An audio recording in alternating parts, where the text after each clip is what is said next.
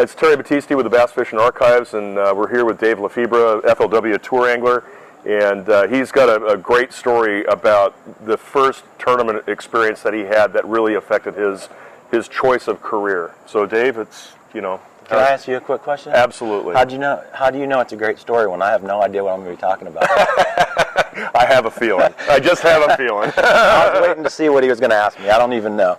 But I wanted to get something that popped right into my head when you asked me, and I don't know if it goes into to actually making it. This might not be the memory that got me real excited about tournament fishing, but it's a valuable lesson to maybe some of your viewers.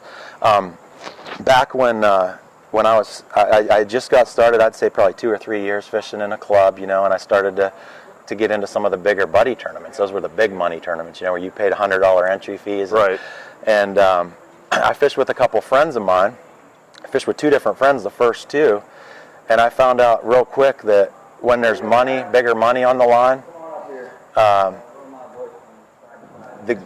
your buddies might not be quite your buddies after, they don't fish with you. They go to your spots and stuff like that. Yeah. So I fished with one guy the first tournament, fished with another guy the second, and the guy that I fished the first tournament with was fishing all the stuff that we wanted to fish, so my mind started working. I'm like, oh, okay, I see how this is going to work. So I had, before I got married, my wife now, Ann, we were dating at the time, and I asked her if she would fish the third tournament with me. Mm-hmm.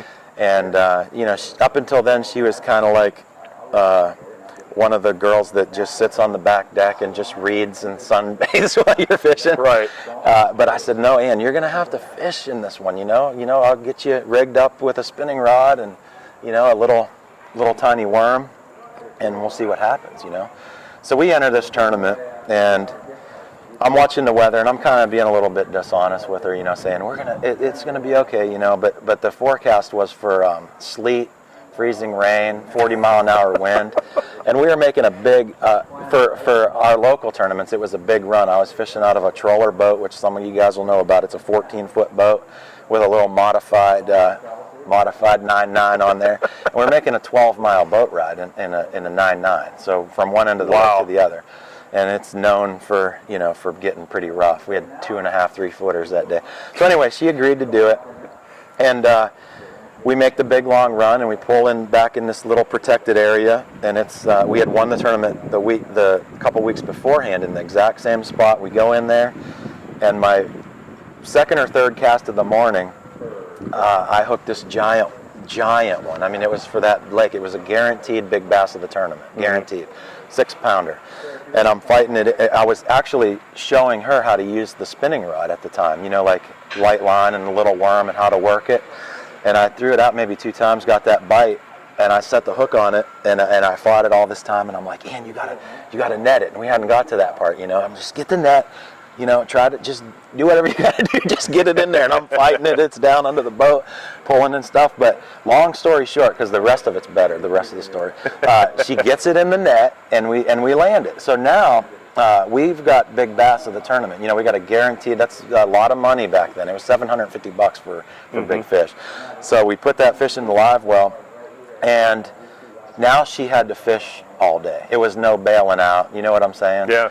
And it started sleeting, and she was shivering, dying cold. I mean, terrible. We spent the rest of the day. We did fill out a limit between pit stops, but it was from one spot to the pavilion, to the state park, to the bathroom, so she could get warmed up a little bit, come back in the boat, go back, fish a little bit more, take her back and forth all day, and she survived it. And we won the tournament, got big bass. Probably still find that on the internet. And I got the pictures even of her, sitting there, because I made her come in the picture with me holding the trophies. That's awesome. And that's one of the memories. But it's scary looking back at that, because you don't want to risk a relationship like I have with my wife right now. And looking back, that was one of those deals where she could have hightailed it. And a lot of the guys know that I can't do what I'm doing without my wife. Mm-hmm. She's way. She's responsible for where I'm at, and a lot of things I couldn't do without her, and that's a scary deal that had to go down like that. But I'm glad she stuck with me. That's awesome. Great story, right? thank you much, man. Thanks, man. Appreciate it. We'll talk to you soon. Like I said, love the website. So thank you check very it out. much. Yeah. Cool.